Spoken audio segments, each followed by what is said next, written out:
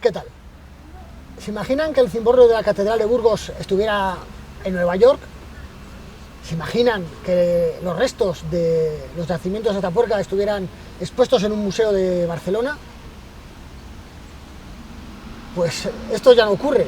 Bueno, o quizás sí, lo veremos a lo largo del programa de hoy.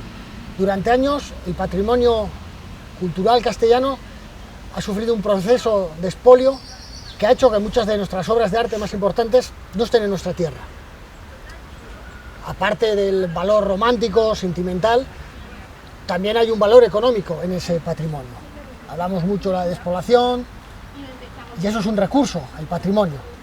Sin embargo, fundamentalmente a principios del siglo XX, nuestra tierra sufrió un proceso por el que innumerables bienes fueron expoliados de nuestra tierra y ahora están lejos de ella. Para hablar de este tema hemos traído a una especialista en la materia, Marisa Mor Tapia, que es historiadora del arte y profesora de educación secundaria y de bachillerato. Hola, ¿qué tal? Hola, Domingo, ¿qué tal? ¿Qué podemos decir entonces qué podemos considerar como patrimonio? Pues hoy en día consideramos patrimonio cualquier práctica cultural que haya hecho el hombre. Es verdad que luego se divide en varias categorías: patrimonio material, como cualquier tipo de edificio, obras artísticas de cualquier naturaleza, escultura, pintura, y también los documentos, patrimonio bibliográfico, y también estaría el patrimonio inmaterial, como cualquier elemento etnográfico y el natural. Y ese patrimonio lo valoramos no solamente porque tenga una antigüedad o lo consideremos bello por su estética, sino porque a fin de cuentas es el testimonio de la actividad del hombre en su andadura histórica. O sea que podríamos decir que está muy unido a nuestra tierra, a lo nuestro, ¿no? Son las señas de identidad de una colectividad. De hecho, el patrimonio surge, es un término muy nuevo. Esto es interesante porque verdaderamente la idea que hoy tenemos de patrimonio no es la consideración que se ha tenido siempre en otras generaciones, porque una cosa es lo que nosotros consideramos hoy patrimonio y cuándo surgió lo que hoy en día entendemos por patrimonio. Es un término, como te decía, relativamente nuevo, que surge con la idea de una colectividad. Es decir, no surge hasta el romanticismo o los nacionalismos, cuando acaba el antiguo régimen y surgen los estados-nación y se buscan señas de identidad en los restos del pasado, porque van a ser, bueno, pues las señas de identidad de una colectividad que muy pronto el poder va a clasificar como patrimonio. Por ejemplo, ya en el siglo XX se le añade el componente práctico de lo que luego traería el turismo. Y, por ejemplo, en lo que es en España, en nuestro caso concreto, pues no va a ser hasta la Segunda República, cuando el patrimonio tiene esa idea de bien del común, independientemente de colectivo, independientemente de su propiedad jurídica. Y es cuando se sientan las bases de lo que hoy en día es nuestra ley de patrimonio actual del 85. Porque bueno, entonces ahí tendríamos que buscar esa relación, ¿no?, entre sociedad y patrimonio. Por supuesto, eso es fundamental. Nosotros no tenemos la misma consideración sobre el patrimonio que han tenido otras generaciones, y para que veamos precisamente ese cambio de apreciación, hay que decir que el patrimonio surge de la mano de la destrucción. En el caso concreto de España, se pasa de una apatía general durante los dos últimos siglos XIX y XX, a la gran protección que básicamente tenemos hoy en día. Y eso permitió que se produjera todo tipo de desmanes, pero hay que tener en cuenta que esa apatía y esa pérdida de todo tipo, por abandono, por robo, por exilio, pues vino auspiciado pues por una pobreza cultural y económica, porque muchas veces no hubo leyes al respecto, o por el hecho de que el Estado tampoco tenía unos presupuestos como para encargarse del patrimonio, y también por el cambio de estética. O también podemos entender que en esos momentos quienes tendrían que haber velado por el patrimonio pues fueron quienes se encargaron de expoliarlo, desde instituciones de todo tipo, bien civiles o eclesiásticas, a la propia sociedad y por supuesto también historiadores del arte.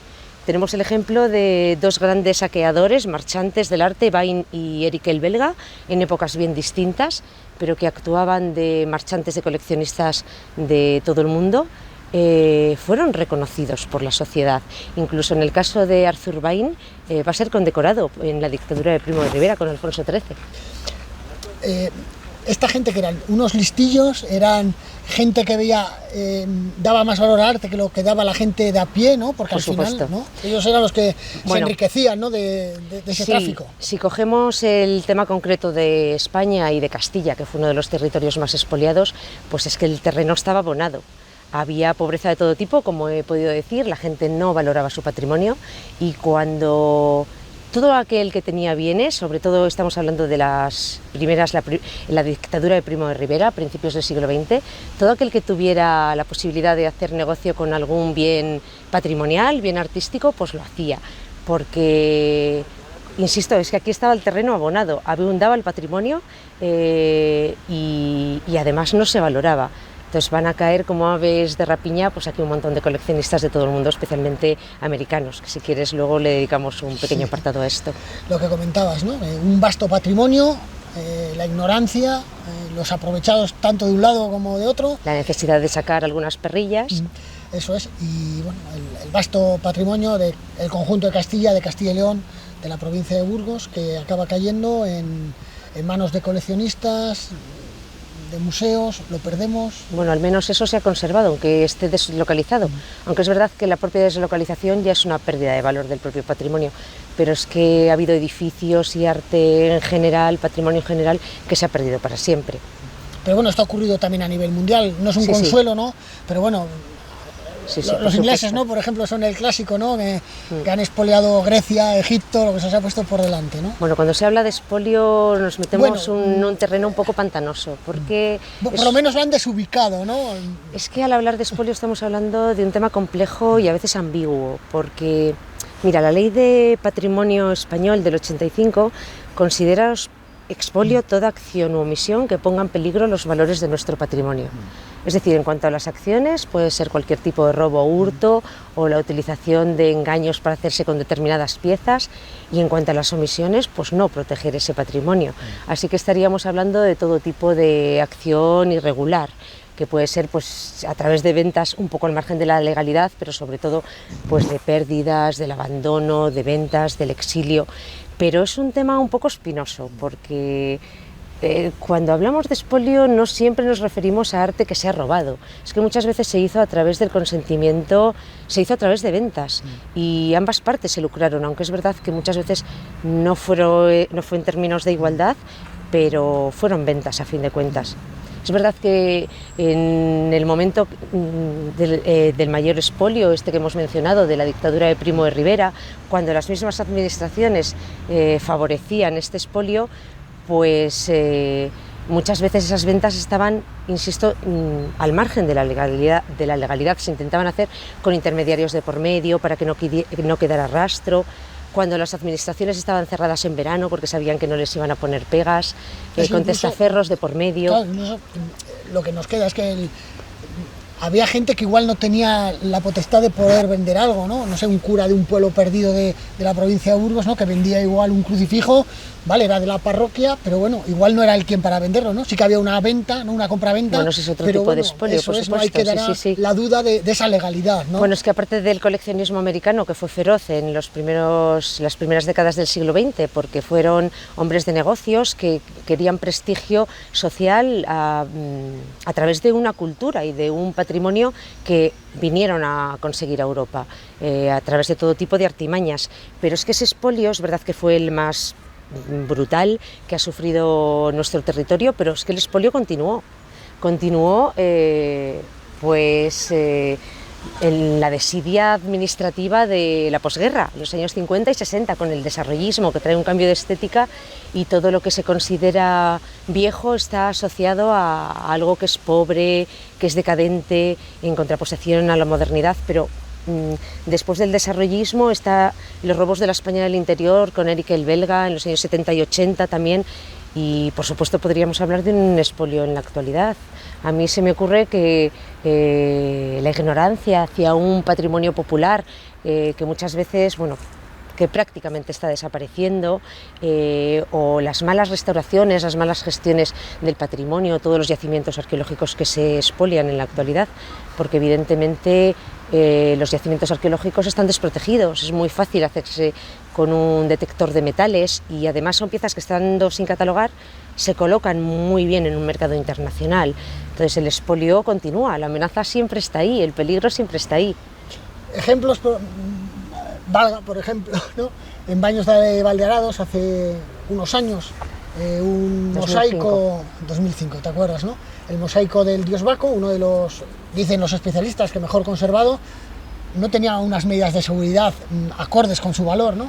Pues bueno, fueron allí con una rotaflex, desapareció, se supone que para una colección privada, y ya está. La Junta de Castilla y León, que era la responsable de haber velado por ese patrimonio, no había puesto las medidas de seguridad mínimas para que no ocurriese nada, eso, para que alguien fuese una noche de invierno y, amparado por la nocturnidad, se llevase ese bien que se había mantenido. Que no le pertenecía, porque en realidad nos pertenece a todos. Nos pertenece a todos, pues que haya acabado seguramente en una colección privada. O aquí nos hemos venido al Paseo de la Isla, porque hasta hace unos años había un arco, seguro que lo recuerdan ustedes, el arco de la iglesia románica de Cerezo de Río Tirón. Ese arco, bueno, tiene una historia tragicómica, ¿no? Estuvo a punto de ser embarcado a Estados Unidos para una de las colecciones que decía Marisa. Afortunadamente se salvó de ese viaje a Estados Unidos, estaba ya desmontado en el puerto a punto de ser embarcado, llegó hasta aquí, al Paseo de la Isla, estuvo durante cerca de 80 años, creo recordar, en este emplazamiento. Sin embargo, en 2018, 17, no recuerdo exactamente, el Ayuntamiento de Burgos decide que está muy deteriorado, posiblemente después de la intervención dramática que se hizo sobre él en 2011, cuando se remozó este Paseo de la Isla. Y bueno, no se les ocurrió otra cosa que gastarse 110.000 euros en llevar ese arco al monasterio de San Juan, totalmente fuera de contexto, en un lugar que no tiene por qué estar.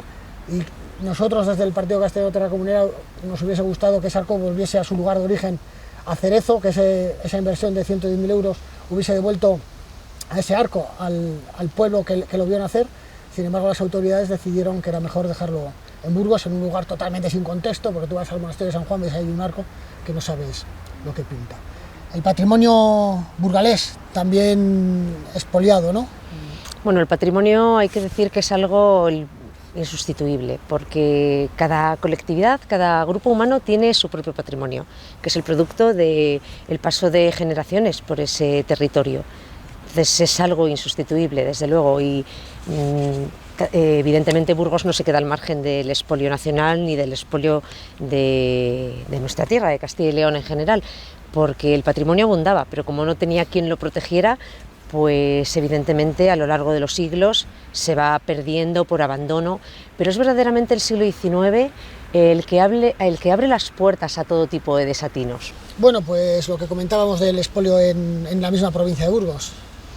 El expolio en la provincia de Burgos, evidentemente no se queda Burgos, no está al margen, ni la ciudad ni la provincia, del expolio que tiene lugar a nivel nacional y a nivel regional, porque aquí tenemos un matrimonio de conveniencia. Tenemos que en nuestro territorio el arte abundaba y como muchos coleccionistas pues tienen necesidad de ese patrimonio, muchas veces comprado, otras veces es verdad que abandonado a lo largo del tiempo, etcétera, porque es verdad que el siglo XIX es el que abre las puertas a todo tipo de despropósitos. Primero con la francesada, primero con la invasión de los franceses, que se llevan pues un montón de piezas a futuros museos que ellos van a conformar. Esa es la idea, ¿no?, del expolio internacional. Cuando hablabas antes del expolio internacional, habría que hablar de un expolio político desde Europa hacia el resto del mundo. Sí, porque el que se llevaba sabía lo que se llevaba, ¿no? Apreciaban más ellos lo ajeno, ¿no?, por decir quienes así, no que lo sabían propio, ¿no? era quienes lo dejaban marchar o quienes lo malvendían, lógicamente. Y después de los franceses, evidentemente, vienen las desamortizaciones. Con las desamortizaciones del periodo liberal, pues se exclaustran, se abandonan los monasterios y todas sus posesiones, pues evidentemente los monjes se llevan lo que se pueden llevar, algún material bibliográfico, pero eso queda a merced del nuevo propietario o simplemente del abandono más absoluto. Perdón que te interrumpa, que habrá piezas de arte incalculable probablemente en la casa de cualquiera, ¿no? Aparte de los museos, de colecciones privadas, ¿no? Pero lo más grave, evidentemente no es que esté en un museo, porque al menos, aunque esté descontextualizado, por mucho valor que se pierda con la descontextualización, pero está ahí. Lo malo es hacer un rastreo ya de piezas que están en colecciones privadas y eso sería imposible. Pero bueno, el paradigma, por ejemplo, del siglo XIX en Burgos es el monasterio de San Pedro de Arlanza, que seguro que todos tenemos en mente. Es un monasterio que se funda en el siglo X y que cuando se desamortiza y su nuevo propietario lo dedica al almacén agrícola, pues se desmantela desde lo que es las piedras para canalizar el Arlanzón, para construir la carretera que pasa al lado. Pero las pinturas hoy en día se venden al Museo de Arte de Cataluña o al Museo de los Claustros, al Museo de la Universidad de Harvard, pero la puerta está en el Museo Arqueológico Nacional, los sepulcros en la Catedral de Burgos, en Covarrubias. Hay muchos ejemplos de este tipo, pero evidentemente en el siglo XIX es el expolio paradigmático, el de los monasterios. Luego vendría el siglo XX, con todos los desmanes que hay y bueno. Incluso aquí en el Paseo de la Isla está la fuente del monasterio de San Pedro de Arlanza, ¿no? Pues bueno, también a veces las ciudades más grandes pues se comen a los lugares más pequeños, ¿no? Y bueno, pues nosotros, el Partido Castellano Terra Comunera, ha sido la única formación que durante años, incluso se hizo una manifestación en Barcelona, se ha pedido esta restitución del patrimonio, porque el patrimonio al fin y al cabo también es un valor económico, ¿no?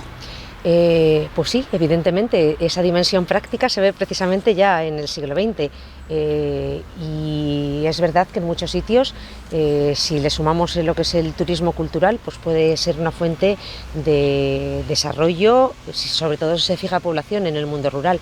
Pero bueno, no perdamos de vista que este no debe ser el único argumento a la hora de pedir que se restituyan ciertas piezas, que supongo que vas por ahí, Domingo, ¿no? Porque, bueno, también está sobre todo su valor artístico, su valor histórico y... Sí, sentimental, ¿no? Lo que decías antes, ¿no? El arraigo. Y luego las pueblo, restituciones ¿no? son algo muy complejo también. Es un tema que no tiene una normativa internacional, porque...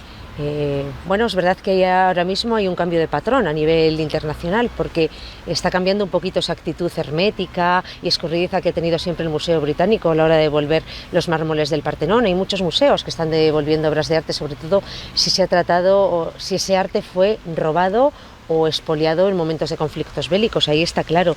Pero cuando ha habido una venta de por medio, pues evidentemente habría que tratar cada caso a nivel particular, cada caso concreto, habría que rastrear la pieza, habría que acudir a las fuentes, ver si hay documentación, contar con los expertos, con historiadores, porque es un tema un poco ambiguo. Y espinoso, pero bueno. Espinoso. Lo idóneo, ¿no? Y ahora mismo sin una clara solución. Pero lo idóneo sería que, bueno, una vez que se aseguran las condiciones de mantenimiento, que el patrimonio esté lo más cerca posible a su origen, ¿no? Bueno, es verdad que en el Ahora pasado, no me digas que no. Es verdad que en el pasado la disculpa que se ponía era que no estaba protegido. Yo creo que una de las condiciones de la restitución pues tiene que ser que se cumplan unos mínimos de seguridad, porque si pensamos en nuestra España rural, pues evidentemente hay que cumplir un mínimo de seguridad. También es un tema espinoso, pues porque muchas veces las restituciones implicarían a su legítimo dueño pues desembolsar una suma importante de dinero para habilitar esa seguridad, ¿no? Pero bueno, en cualquier caso insisto con que es un tema que habría que tratar cada caso en concreto. Pero bueno. Lo comentábamos antes de empezar la entrevista, ¿no? Por ejemplo, es curioso que el Museo de Arte, ¿cómo es? El Museo de Arte de Cataluña. De Arte de Cataluña y el Museo Marès tenga infinidad de piezas de nuestra tierra, ¿no? Es curioso, ¿no? Que ellos que tanto reclaman lo suyo, hablan de sus nacionalismos, de sus cosas, ¿no? Y de pronto tener un museo que está surtido fundamentalmente de piezas de nuestra tierra, ¿no? Que bueno, que sí que es verdad que igual a nivel internacional sería más difícil, pero bueno... Los grandes museos del mundo y también los grandes museos españoles se forman, bueno, digamos que hay una doble vertiente para proteger estas piezas, evidentemente cuando se abandonan a través de las desamortizaciones, pero muchas veces se forman pues por el afán acaparador de grandes coleccionistas como Frédéric Marès, que era un escultor que adquirió prestigio y bueno, digamos que compró, porque la mayor parte fueron ventas a través de engaños, etcétera, arte castellano que evidentemente, aparte de estar descontextualizado, muchas veces ni siquiera está catalogado, porque muchas veces ni siquiera se conoce la procedencia. Pero era tal el prestigio que tenía este escultor ya como coleccionista, porque hizo mucho dinero, que no necesitaba venir a Castilla a comprar, porque muchas veces le llamaban los propios obispos, curas, para venderle determinadas piezas, porque muchas veces esas piezas se vendían pues para pagar la reparación de la torre de la iglesia o para hacer parches. O sea que ahí tenemos la relación, este binomio patrimonio-sociedad que evidentemente siempre está detrás de la conservación o del expolio de nuestro patrimonio. ¿Y el futuro que nos queda? Bueno, pues el futuro, ahí me gustaría saberlo, la verdad, Domingo, es ya un me poco gustaría. La pregunta del millón, ¿no? Pero bueno, sí que lo que decías antes, parece que ya todos queremos restaurar la iglesia de nuestro pueblo. Me preguntas por el futuro del patrimonio, en concreto. ¿no? Bueno, yo creo que para hablar de futuro... De nuestros bienes inmateriales, ¿no? Nuestra jota, nuestras costumbres, nuestra romería, ¿no? Se está... Una parte de la sociedad, toda seguro que no, porque tú sigues diciendo que hay muchos enemigos, ¿no? Que empiezan por los propios alcaldes, ¿no? Los hay en la actualidad, bueno, eso... ¿no? De los pueblos, ¿no? Pues habrá de todo, ¿no? Pero bueno, que sí que estamos avanzando en cierto sentido, ¿no? Pero que todavía queda mucho por hacer, sería un poco la pregunta. Bueno, yo creo que si queremos hablar de futuro tenemos que concienciar a la sociedad, porque la historia nos demuestra que aparte de que el peligro siempre está ahí, nuestra herencia siempre está en peligro, la historia demuestra que cuando ha habido un compromiso por parte de la sociedad, el patrimonio se ha salvado o tiene más fácil su salvaguarda. Yo no sé si me dará tiempo luego a contarte un ejemplo de aquí de Burgos, que es un caso muy interesante, y esa concienciación viene a través de la educación. Pero porque si no hay conocimiento no hay puesta en valor, y si no hay puesta en valor no hay conservación posible, no hay salvaguarda posible. Pero es verdad que esa educación patrimonial tiene muy poca visibilidad, porque las administraciones no le conceden la importancia que el arte y los historiadores del arte tienen, y tienen muy poca repercusión a nivel social. Pero es que el peligro está ahí continuamente. Pensemos, por ejemplo, en nuestros pueblos abandonados, la España vaciada, el desprecio que se tiene hacia nuestro patrimonio popular, pero también en la especulación urbanística, que está acabando con cascos enteros, con centros urbanos, porque a fin de cuentas las identidades han quedado relegadas a piezas icónicas, piezas de museo como son las catedrales, ignorando pues otros elementos patrimoniales como arquitectura civil, por ejemplo, que está desapareciendo o ha desaparecido sin que nadie lo protegiera. Y yo creo que el patrimonio no solamente hay que verlo como recurso turístico o como negocio, porque el patrimonio, pues el valor real del patrimonio no es el dinero, es que es patrimonio, es que son nuestras señas de identidad, es nuestra historia, es lo que nos cuenta, es memoria, es nuestra memoria. Así que nosotros nos tenemos que comprometer tenemos la obligación moral de comprometernos para legárselo a generaciones futuras. Burgos tiene 3 patrimonios considerados por la UNESCO como Patrimonio de la Humanidad, ¿no? Que bueno, que eso es un lujo para una tierra. Luego tenemos, como tú decías, mucho patrimonillo por ahí en bueno, patrimonio con mayúsculas también, el hecho de que no tenga el título. Eso es. Pero bueno, a eso quería llegar, ¿no? Que igual que ese es el problema, ¿no? Que sí que nos fijamos mucho en esos grandes relumbrones, la catedral, la iglesia de no sé dónde, los grandes templos, pero luego los pequeños detallitos, ¿no? Que se olvidan más, ¿no? Y que son también producto del paso del hombre, ¿no? por nuestra tierra. Y si me da tiempo, si quieres, sí, te cuento este caso de cómo la concienciación ciudadana salvó un bien de aquí de Burgos. Es el caso de la Casa Miranda, hoy el museo. Era un edificio de vecindad. Estamos en los años 20, es un edificio de vecindad, y aquí está Bain, mediador del gran coleccionista del momento, que es Randolph Hearst, un hombre inmortalizado en la famosa película de Orson Welles de Ciudadano Kane. Hearst no era un coleccionista, era un comprador compulsivo de arte, y Bain le echa el ojo al patio de la Casa Miranda, que insisto era un edificio de vecindad, y estuvo amenazado de desmantelamiento, venta y exilio desde 1910 a 1925. En este caso la sociedad aboga por el patrimonio. Fue la prensa nacional, el Imparcial y el País, quienes se hicieron eco porque vieron el posible peligro de exilio, y con sus publicaciones concienciaron a la sociedad. El Diario de Burgos después también se hizo eco de la noticia y el ayuntamiento tuvo que comprar el patio y Gers, bueno, pues en este caso evidentemente se quedó sin el pastel. Al final el patrimonio está unido a su pueblo, el pueblo a su patrimonio. Hemos hablado también de la despoblación. Hay pueblos ahora cada vez con menos habitantes, ermitas perdidas, iglesias que prácticamente ya nadie las puede cuidar. Puede haber una segunda ola de expolio en los próximos años porque no haya nadie que lo vigile, puede haber robos, porque no haya nadie que vigile el que lo puede vender de aquella manera o entregar, ¿no? Vale, incluso vigilando hay expolios, porque es verdad que el momento de los grandes robos en nuestro territorio ha acabado, pero en el resto del mundo no, ni muchísimo menos. Pero esto que me has comentado, evidentemente, Domingo, pues sí, porque ya ha ocurrido en el pasado. En los años 80, los robos de la España del interior de Eric el belga, que robaba a diestro y siniestro con vecinos enfrente de la iglesia. O sea que si hoy en día no hay vecinos, no hay quien lo proteja, pues evidentemente el patrimonio, pues bueno, puede sufrir no un expolio que no ha dejado de haber nunca, aunque sea de menor magnitud, pero bueno, digamos que puede ser pues desmesurado. Ojalá que no sea así, ojalá que pongamos las medidas, ¿no?, para evitarlo, y eso tiene que ser gracias a la concienciación social, porque no solamente tenemos que esperar a medidas legislativas, sino que nosotros hacemos mucho también por ese patrimonio.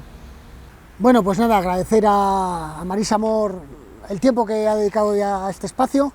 Y antes de acabar, no queríamos dejar pasar por alto que Marisa Mor escribió hace ya unos años este libro, El patrimonio cultural castellano expoliado, que casualmente se puede adquirir en la página web del Partido Castellano Tierra Comunera por un módico precio. Y bueno, aquí tienen un amplio catálogo de robos, de expolios, de la historia de la humanidad también, porque bueno, como decíamos, no es algo exclusivo de nuestra tierra, sino que bueno, por desgracia, aunque en el libro se hace más incidencia lógicamente en el expolio de los bienes de Castilla, de esta nuestra tierra, también ha sido un problema a nivel, como hemos comentado, a nivel mundial. Pues nada, muchas gracias y nada, hasta la próxima.